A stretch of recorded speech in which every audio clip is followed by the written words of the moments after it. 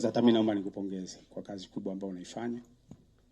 Lakini kwa kifupi anachokisema mama, nafikiri utakumbuka. Huyu mama alisimama mwaka 2021 kwa Mheshimiwa Magufuli akizindua nyumba za magereza. Na akatulalamikia mimi, mkurugenzi na mbunge wa jiji la Dodoma kwamba tunadhulumu ardhi za wananchi. Waziri mkuu akamwagiza waziri wa ardhi marehemu Lukuvi. Lukuvi alikuja akaunda tume. Mheshimiwa Waziri Mkuu alipounda tume kwenye lile eneo, wakaja wataalamu, aliunda kamati ambayo ilikuwa mpaka na makamishna wa polisi. Walipofika walitengeneza madodoso zaidi ya 10,400 ambayo yale madodoso yanataka yaonyeshe mkurugenzi, jamari na nani wameshiriki wapi kuuza hiyo ardhi. Kati yale madodoso 10,000 na kitu, taarifa ipo kwa mkuu wa mkoa, taarifa ipo kwa mkuu wa wilaya. Yeye mama ndo alisimama. Lakini hilo eneo analolalamikia Mheshimiwa Waziri Mkuu, historia ya Kizota. Na ndio maana nilikuwa nasema hata wenzangu waliotangulia wakasema kisiasa ni kwetu sisi ni ngumu sana mtu kuja kukuelewa hichi ambacho ndakizungumza. Lakini kwa sababu nimeapa, naomba nikisema Mheshimiwa Waziri Mkuu. Mheshimiwa Waziri Mkuu, Kizota ni eneo ambalo lilitengwa kwa ajili ya viwanda. Long time, yani kipindi cha nyuma sana. Mimi nimeingia udiwani mwaka 2015. Lakini kuna eneo ambalo lilitengwa kwa ajili ya viwanda. Hilo ni maarufu Mbuyuni. Lile eneo lilikuwa na viwanja vingi vya viwanda, kwa takwimu rahisi sio rahisi kuitaja. Lakini wananchi waliingia kwenye lile eneo. Wananchi wakawa wengi sana. Kupitia mimi na Mheshimiwa mbunge kipindi kile Anthony Mavunde, tuliendelea kuishawishi serikali watambue wale watu kwenye yale maeneo.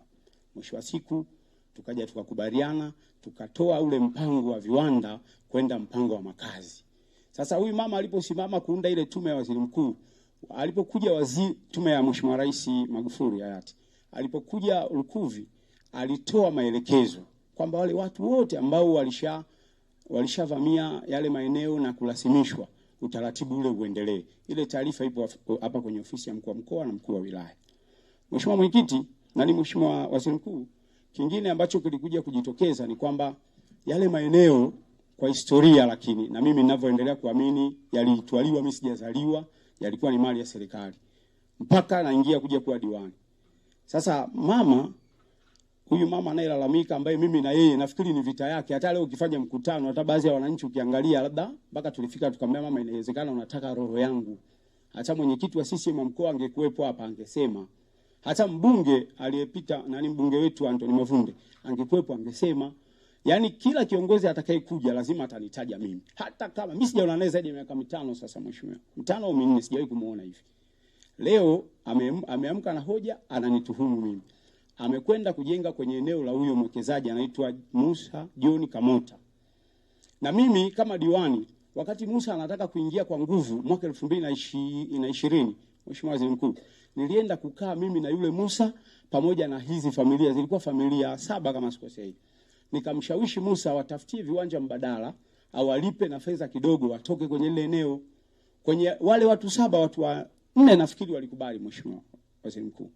Lakini huyu mama na wenzio 3 walikataa. Na mimi nikamwambia mimi ndo mwisho wangu wa ushawishi hapa, hakuna ambacho takifanya. Basi toka hapo ndo nikaingia kwenye sumu ya huyu mama. Labda yani nafikiri kiu zake ni mbili, nisiwe diwani au nimekufa. Nafikiri ndo anaweza kuacha kuzungumza. Nafikiri bahati nzuri tunaye mkuu wa wilaya anafahamu. Yani sio yoyote atakayekuja, hata kama anaweza kunyamaza asinitaje, hawezi, lazima atatafuta sababu atataja.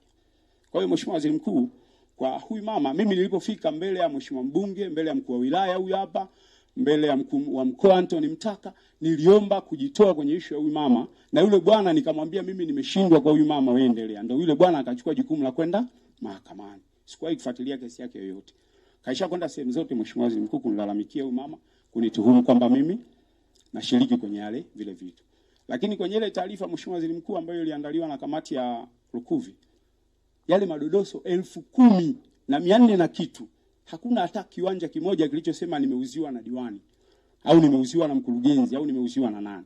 Staili ile ya uvamizi na lingine Mheshimiwa Waziri Mkuu, na lingine Mheshimiwa Waziri Mkuu ambalo litaendelea kututesa sana Dodoma, nishawahi kuongea hata na mkurugenzi wangu.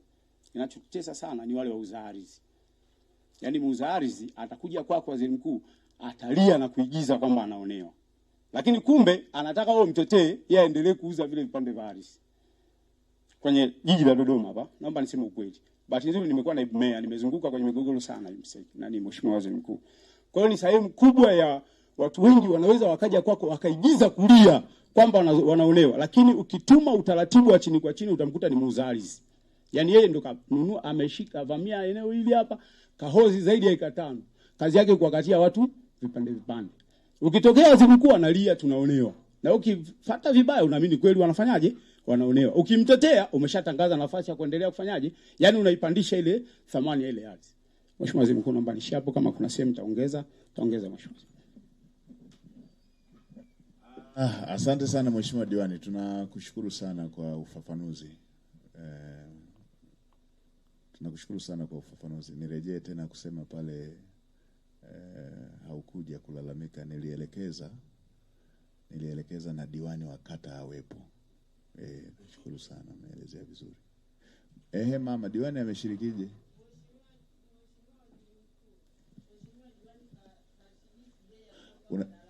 Unajua na Mheshimiwa Waziri Mkuu, ngoja nikwambie, unajua diwani ni mwakilishi. Ndio. Diwani haielekezi mahakama kuamua. Ndio, nakubali, yes, katai. Mheshimiwa Waziri Mkuu, nakiri tena, Mheshimiwa diwani alisimama kama dalali. Na alisimama kama dalali mara ya kwanza alikuja kutuambia kwamba yeye kaambiwa na Mheshimiwa Protas Katambi, kipindi hicho ndo akiwa mkuu wa wilaya Dodoma mjini, kwamba ndo atutoe kwenye eneo letu, ambaye Mheshimiwa Katambi huyu hapa na mimi ndio namuona. Umeona? Tukaandika barua kwa Mheshimiwa mkuu wa wilaya. Matokeo yake tukapewa afisa tarafa ndo tuongee naye. Sikujua kwamba ilimfikia mkuu wa wilaya, haikumfikia, lakini tulipewa mkuu nani afisa tarafa ndo tuongee naye. Afisa tarafa ndo tuongee naye. Tukamkatalia. Tukaandika tena barua nyingine na kwa kuichapisha. Kwa kupeleka tena kwa mkuu wa wilaya. Bado yuko Protas Katambi. Lakini hatukupata nafasi ya kuongea naye. Kila tukifika tunapigwa chenga hii. Tukaandika barua kwa upande wa CCM. Tukaandika barua kwa upande wa kata. Upande wa kata ndio CCM hiyo. Tukaweka nakala mpaka kwa mheshimiwa mwenyekiti CCM mkoa. Lakini aliyekuja kutusuluhisha ni nani? Mheshimiwa mwenyekiti wa kata. Na akaambiwa kabisa yeye mheshimiwa diwani asilete tena hao watu, lakini yeye alingangania mpaka dakika ya mwisho hivi ninavyosema kwamba yeye ndio mwanzilishi wa hicho kitu. Kwa hiyo yeye kama dalali, sio kwamba na hawezi kuwa yeye ana maeneo au kauza eneo kutokana na nini? Mnunuzi anakuwa ni yule ambaye alimdalalia na ambaye muuzaji ambaye mwenye eneo. Mimi nilivyokataa, hii ndio imenipelekea mpaka leo hii kuna search ziko hapa 2. Kutokea eneo 172/1 wia na 172/6 wia. Hakuna mwekezaji yoyote aliyoshika lile eneo. Lakini yeye anadai kwamba kuna Musa John Kamota. Yeye ndo anayemjua mpaka dakika hiyo Musa John Kamota, na kwenye makaratasi yupo. Mimi simjui. Alianza kumtamka ni yeye mheshimiwa diwani. Haya, nimekupata. Sasa nadhani ili tukubaliane, tumwachie mheshimiwa mkuu wa wilaya. Mheshimiwa mkuu wa wilaya utamuita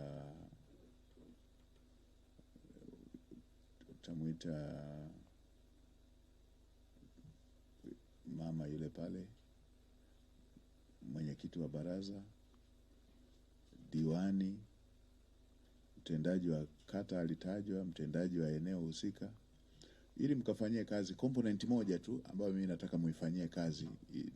Hizi zingine za kimahakama, mama ameomba utaratibu wa kisheria asaidiwe kisheria. Kwa hiyo either Samia Legal Aid au mwanasheria wa wilaya. Samia Legal Aid wako wapi?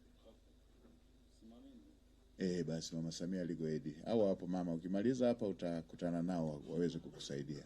Lakini kitu kimoja ambacho nilitaka mheshimiwa mkuu wa wilaya utusaidie, kwenda kuangalia kama kweli hizo ploti anazosema kwamba yeye yuko ngapi 6 na kwamba ile mwingine yuko ngapi 1, na kwamba hiyo ngapi 1 na yenyewe ni ya Mwantumu na yeye ni Mwantumu, ili kujiridhisha kama ni kweli eneo lililotolewa hukumu na baraza ni la kwake ama sio la kwake, ili uweze kuwashauri wale watu wa baraza. Ikiwezekana, ndio maana nataka na mwenyekiti naye afike ajionee. kwamba moja hiyo, na watu wa ardhi wako waoneshe hiyo moja iko wapi na hiyo 6 iko wapi. Ni ngapi umesema mama? Lamani ninayo. Mama uko fiti. Na kazi nilifanya nikiwa na kamishna mkuu wa taifa Matthew. Ulikuwa naye kufanya hiyo kazi? Matthew yuko wapi? Matthew yuko wapi?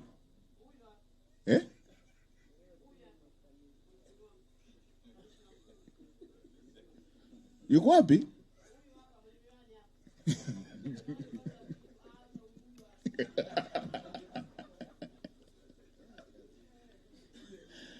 Haya, kamishina, na wewe unaweza ukawamegea dondoo kwa kuwa ulishalifanyia kazi, ili tujue kama lile eneo lililohukumiwa kweli ni lake ama la. Nadhani hapo pana hoja ya kuangalia hiyo inconsistency hiyo. Kwa hiyo mama, nadhani tumekuachia watu wawili. Ikijulikana ni hilo hukumu iko sahihi, tutatumia Samia Legal Aid. Lakini kama sio yenyewe, pia mwenyekiti wa baraza inabidi afanye review. Kama mtaconfirm kwamba eneo uliloelekeza silo, umepeleka adhabu kwa mtu mwingine, nadhani kuna hoja. Jamani, hii si tuifunge namna hiyo. Lakini sasa kingine, mama, mheshimiwa diwani ana wajibu wa kuwakilisha wananchi, ana wajibu wa kushauri. Usifanye binafsi.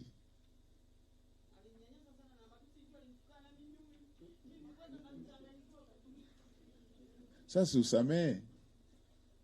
Usifanye binafsi. Si alikushauri tu na ushauri au kuupokea?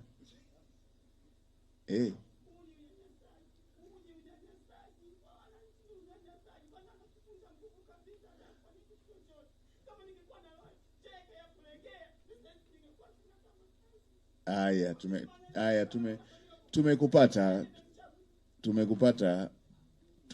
Tutafuatilia tupate undani wake, kwa sababu ikishakuwa hivyo pia hatuwezi kuliamlia bila kulichunguza. Jamani, si tumekubaliana Mheshimiwa Waziri?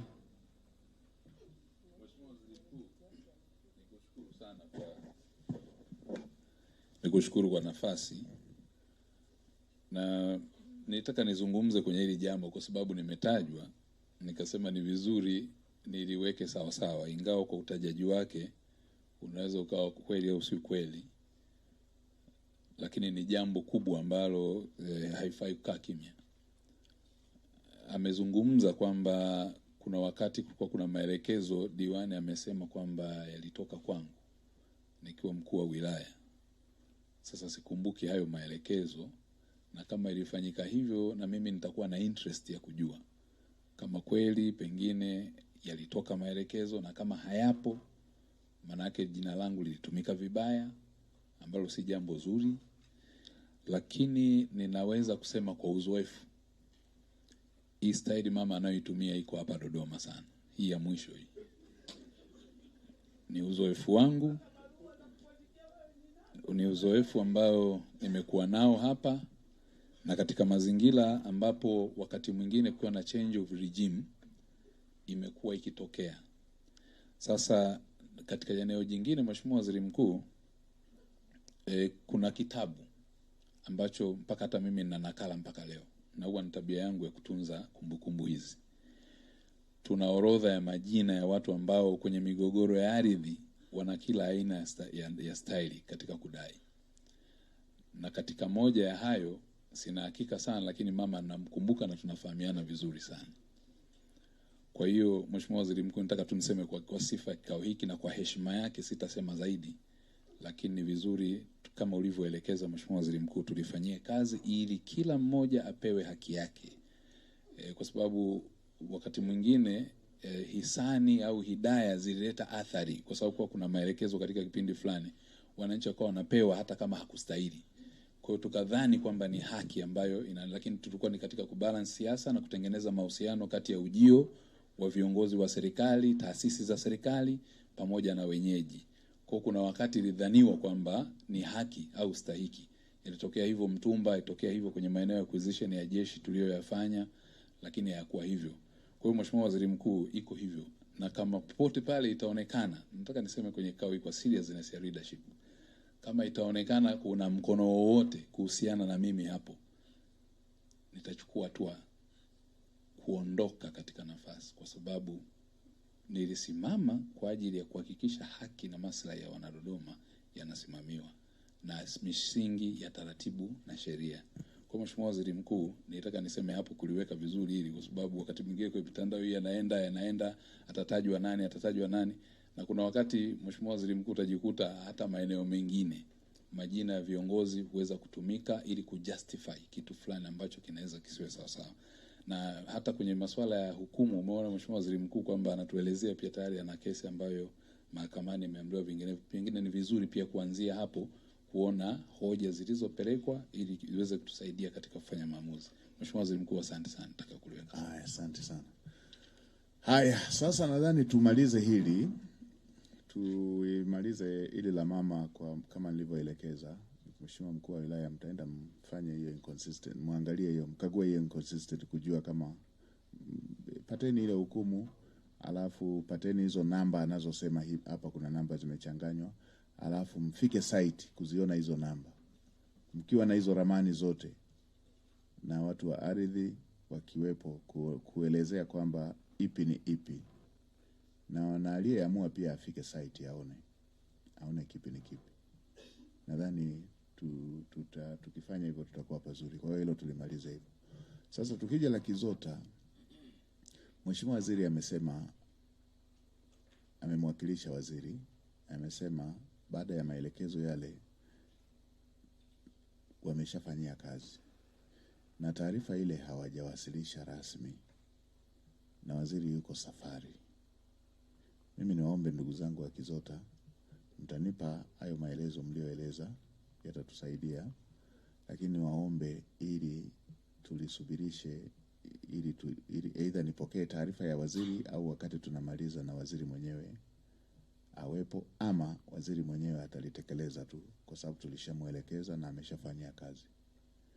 Kwa taratibu za kiutendaji haitakuwa busara kuamulia kabla ya taarifa ya tuliyemtuma kufanyia kazi kuwa imefika. Tutakuwa tumeliharakisha. Kwa mwenyekiti wa timu yako na kuomba uridhie, kuweni patient, mkuu wa mkoa mwelekeze mkuu wa wilaya asimamie wasiendelee na kuvunja, ili tupate kwanza hiyo taarifa ya waache watu waendelee kufanya kazi mpaka tutakapopata